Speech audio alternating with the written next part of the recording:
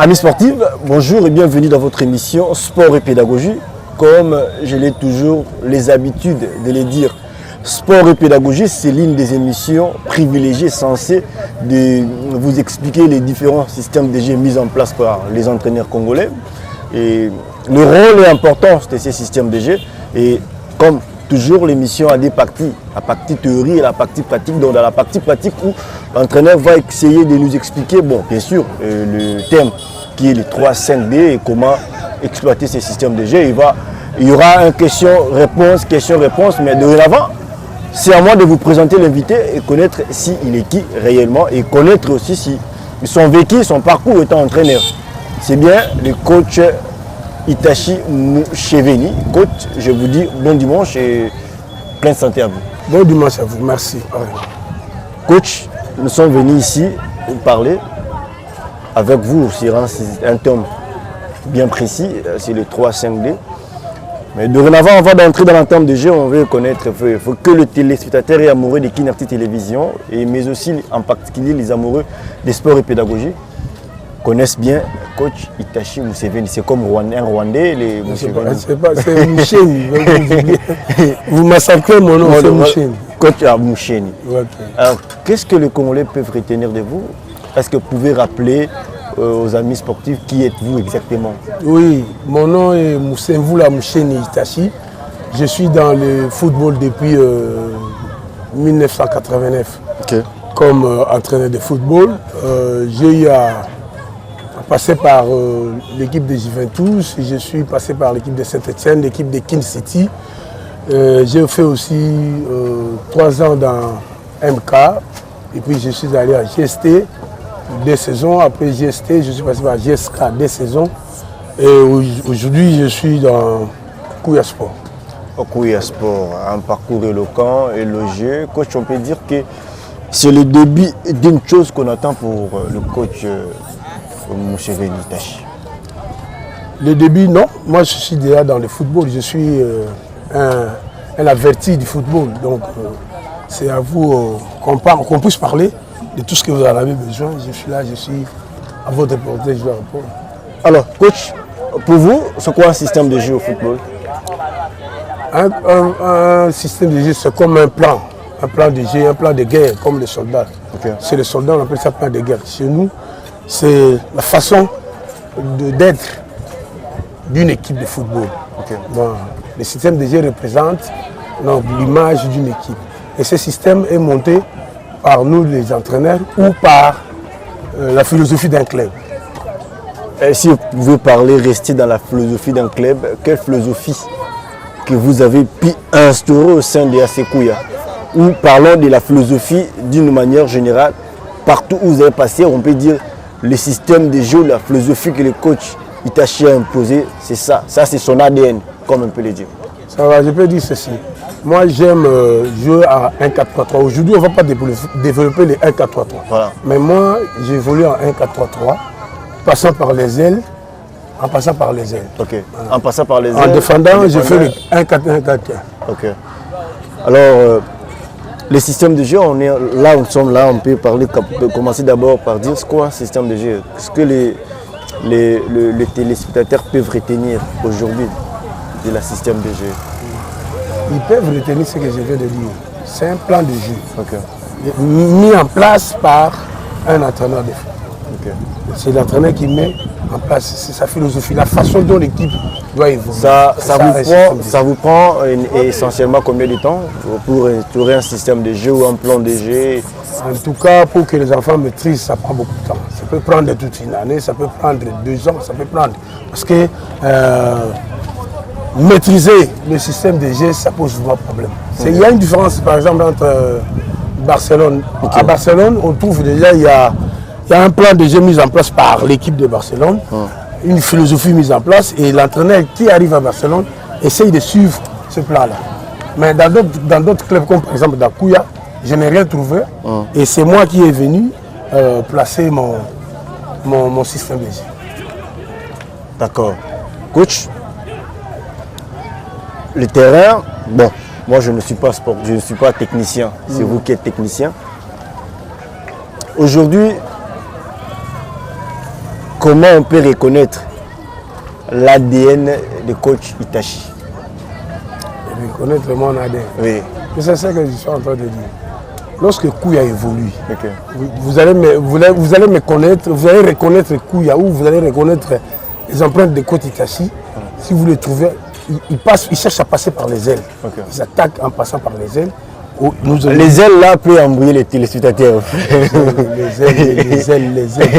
Oui, il faut expliquer. En passant par les côtés. Par les côtés. Voilà. En passant par les côtés. Okay. Au milieu de terrain, nous essayons un peu de distraire l'adversaire par l'attaque placée. Okay. Déséquilibrer, chercher à déséquilibrer l'adversaire et plonger aux ailes. Comme aile gauche comme aile droite. Ok, là on peut dire que si Kouya évolue dans ce système-là, on reconnaît directement l'ADN de coach Itachi. Alors coach, avant d'être entraîneur, vous étiez footballeur? J'ai joué au football, mais pas dans de grandes équipes. Hein. Pas de haut niveau en fait? Pas de haut niveau, oui. J'ai joué au football, mais pas de haut niveau. Alors, rentrons dans notre vif du sujet qui est les 3-5-D. C'est un système de jeu généralement qui n'est pas trop adapté dans notre football congolais. Généralement, c'est moins utilisé, si je peux le dire. Aujourd'hui, dans la plupart de nos équipes, c'est toujours les 1-4-3-3. C'est ça, je peux dire que c'est adapté. Mais un système de jeu dépend aussi de l'effectif de l'équipe. Okay. Et en plus, les qualités des joueurs que vous avez, avant de monter un système de jeu. Okay. Un entraîneur doit tenir compte de ça. Okay. Donc, les qualités des joueurs, l'effectif. Par exemple, en 1-4-3-3, aux ailes, il faut des ailiers très rapides. Okay. Il y a une différence entre les 1-4-3-3 et le 3-5-D. Voilà. Là, il y a beaucoup de joueurs au milieu de terrain. Okay. C'est vraiment différent. Okay. Il faut avoir les joueurs qui méritent d'utiliser les 3-5-D. Okay. Si vous avez des joueurs qui jouent, les ailiers qui vont rapides, qui courent, vous les mettez dans les 3-5-D, ça ne va pas marcher. Okay. Ça ne va pas marcher. Donc il faut avoir d'abord les joueurs et l'effectif. Comme ça, vous pouvez composer, vous pouvez monter votre système. Bon, revenons un peu. Pourquoi les systèmes de jeu de 1-4-3-3, comme on dit 4-3-3, est plus souvent utilisé chez les entraîneurs congolais que d'autres systèmes? Bon, les 3-5-D, c'est actuellement, hein, même en Europe, on utilisait les 1-4-3-3. Mais vous voyez Barcelone, ils jouent les 1-4-3-3, le Real, ils jouent 1-4-3-3.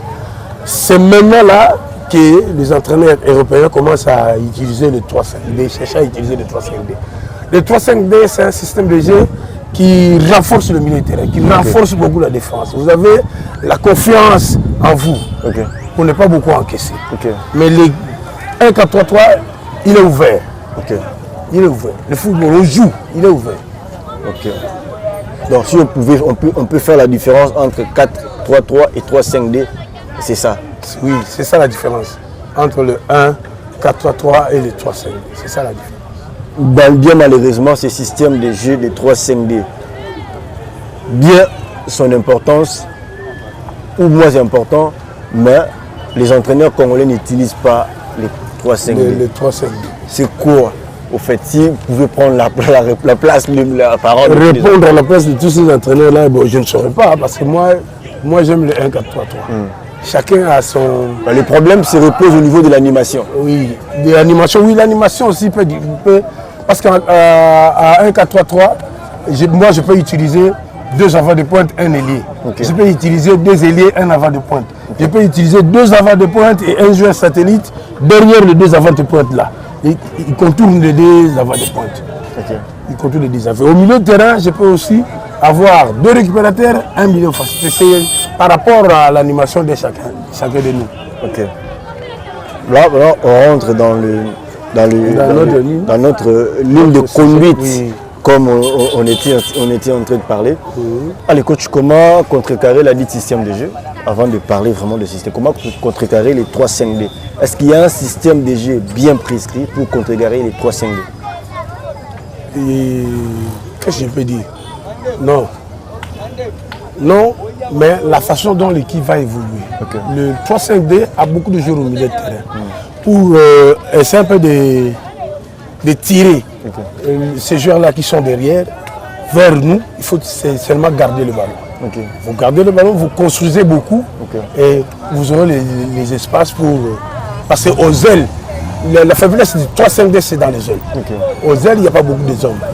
Il faut passer par les ailes pour contrôler le 3-5-2.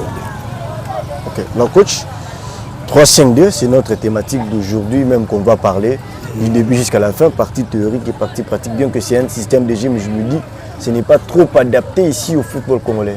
Ce n'est pas vraiment adapté et c'est un exercice qui demande beaucoup dans ça. Alors, coach, 3-5-2, comment jouer à 3-5-2? Oui, d'abord, je donne ici l'objectif du 3-5-2. En 3-5-2, c'est renforcer le milieu de terrain en cherchant à gagner la bataille pour récupérer le ballon haut et puis procéder à l'attaque rapide. C'est ça l'objectif du 3-5-2. Nous nous regroupons au milieu du terrain et nous cherchons à récupérer le ballon à partir de moitié adverse du terrain et puis attaquer rapidement vers le but. Comment l'utiliser, voilà. L'utiliser, je vais maintenant démontrer. Si je peux. Démontrez-nous comment utiliser les 3-5-2.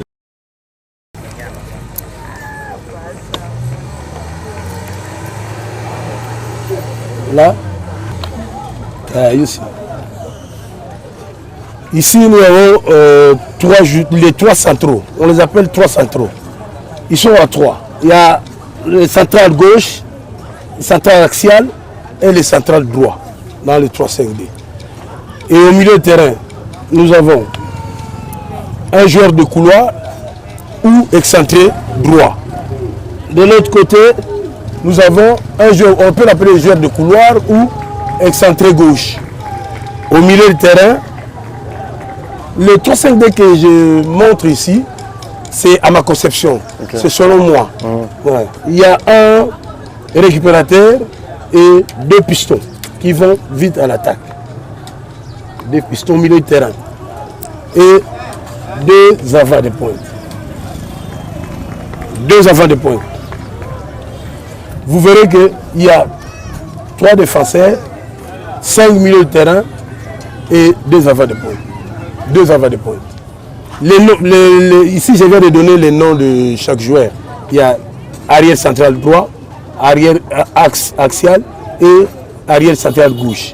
Ici, il y a un récupérateur et les 2 pistons et un joueur jouant le couloir gauche. Il y a un joueur aussi jouant le couloir droit.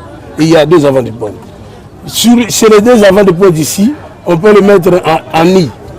Si on le met en nid comme ça, c'est parce que l'autre doit fixer dans l'axe et l'autre joue le joueur satellite. Il fait des mouvements. Il joue le joueur satellite de ces joueurs. Donc, un joueur satellite, c'est celui qui fait... Le joueur satellite, c'est celui-là qui fait le mouvement là. C'est celui-là qui fait le mouvement. Il n'est pas forcément un numéro 9. Non, ils sont 2 pointes. On ne dit pas numéro 9, 2 pointes, 2 attaquants. 2 attaquants de pointe.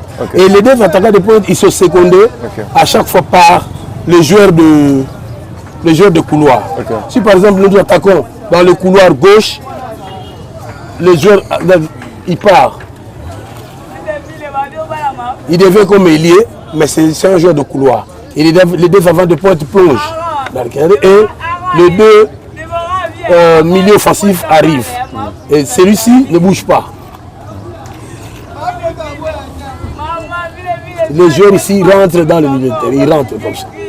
Le joueur de couloir droit, lui, il rentre dans le milieu de terrain. Les autres joueurs, ils font ça l'attaque. Perte de balle, nous revenons ici. Je ne parle pas de l'action offensive. Je parle beaucoup. Je ne parle pas de l'action défensive. Je m'attelle surtout à l'action offensive de ces joueurs. Je m'attelle à l'action offensive. Donc, comme tâche, aujourd'hui nous avons parlé de l'objectif. Je vous ai déjà donné l'objectif. Et nous avons parlé des tâches. J'ai déjà donné des tâches.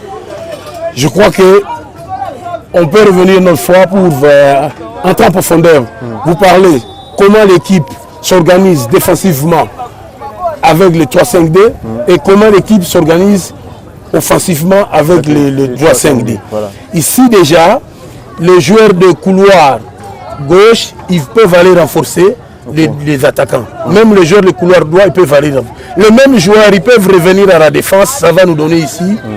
Les mêmes joueurs, s'ils reviennent à la défense, ça va nous donner un 5-3-D. Ça change, en défendant, ça change de dispositif. Voilà. Ça change de dispositif. En partant à l'attaque, il y a toujours des avants de pointe qui se pointent vers l'axe adverse. Mais l'un des attaquants revient au milieu pour chercher à plonger de gauche à droite. C'est celui qu'on appelle le joueur satellite. Les deux milieux, il y a les deux milieux pistons offensifs, ils sont là. Et ils peuvent sortir de là. Il revient au milieu, l'autre peut sortir comme ça, l'autre appuie, l'autre il sort comme ça. Si il sort, les joueurs de couloir ne vont pas aller parce que le couloir est fermé. Lui, il garde le rond central, il attend au rond central. C'est un peu ça. Mais en termes de position, quelle serait la position de chaque joueur quand vous jouez en 3-5-D? La position. Les positions sont là. Le dispositif est là. Le dispositif est là. Okay. Le dispositif est là. Il y a 3 actions, 5 milieux de terrain et 2 attaquants. J'ai donné le nom de chaque joueur. Parce que chaque joueur sur le terrain a un rôle à faire. Chaque joueur sur le terrain. Ici, j'ai donné cette forme pour le milieu de terrain. Mais je peux changer. C'est toujours le 3-5-D. J'ai mis 2 récupérateurs et un milieu offensif. Je change de position. Je peux aussi changer de position. Je le mets à plat. 3 milieux de terrain à plat. Je le mets à plat. L'objectif est d'être concentré au milieu de terrain pour chercher à récupérer le ballon et directement aller à l'attaque rapide. Coach, une question qui est venue brusquement à la tête. Partant, est-ce qu'il y a-t-il une différence entre le 3-5-D losange et le 3-5-D plat? Et s'il faudrait le démontrer en termes pratiques? Pour que ça donne un losange, on fait ceci. Voilà les losanges que vous cherchez là. Les losanges au milieu de terrain. Mais en 3-5-D, il n'y a pas vraiment de losange. Le losange, on le trouve souvent en 4-4-2. En 4-4-2. Les losanges, on le trouve en 4-4-2. En 3-5-D, si vous voulez former le losange, c'est le deuxième avant de pointe qui revient au milieu de terrain pour qu'il forme ce losange et puis sortir, aller de l'attaque. D'accord, merci coach, vous pouvez vous mettre. Merci beaucoup. Itachi, vous savez, donc nous sommes en train de poursuivre notre émission. Oui, tout en sachant que le temps nous reste un peu minime, mais ce temps-là qui nous reste minime, c'est pour aussi parler avec le coach Itachi. Coach, oui, allez-y. Nous avons suivi ensemble avec vous, ensemble avec les téléspectateurs, qui nous a démontré le 3-5-D, la disposition, comment défendre, comment on attaque, l'animation, comment ça change, comment on monte. Aujourd'hui, j'ai insisté beaucoup sur les tâches. Parce que vous m'avez envoyé votre thème, vous avez dit que les tâches. J'ai insisté sur les tâches. Et j'ai donné les rôles de chaque joueur. Mais procéder à l'attaque, c'est une autre chose. S'il faut revenir une autre fois, nous allons revenir pour parler de l'offensive. Et l'offensive dépend aussi d'un entraîneur à un autre. Moi, je peux dire que je n'attaque pas à attaque placée, je pars à attaque directe. Mais je joue le 3-5-D. Je pars à attaque directe. Mais un autre coach peut dire que moi, je joue le 3-5-D, mais avec l'attaque placée.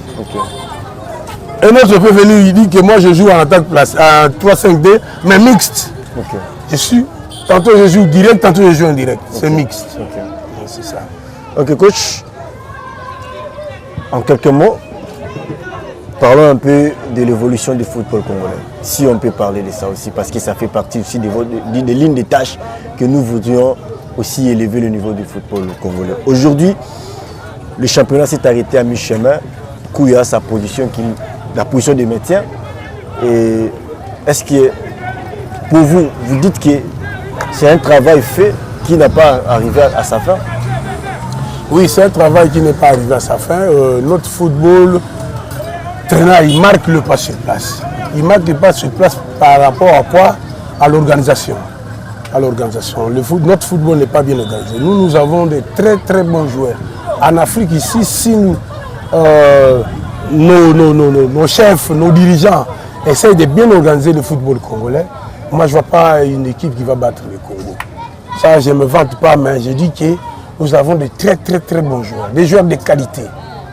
Des joueurs de qualité, mais l'organisation nous manque. Parce que ça fait au moins 2, 3 ans, 4 ans que les championnats ne se terminent pas.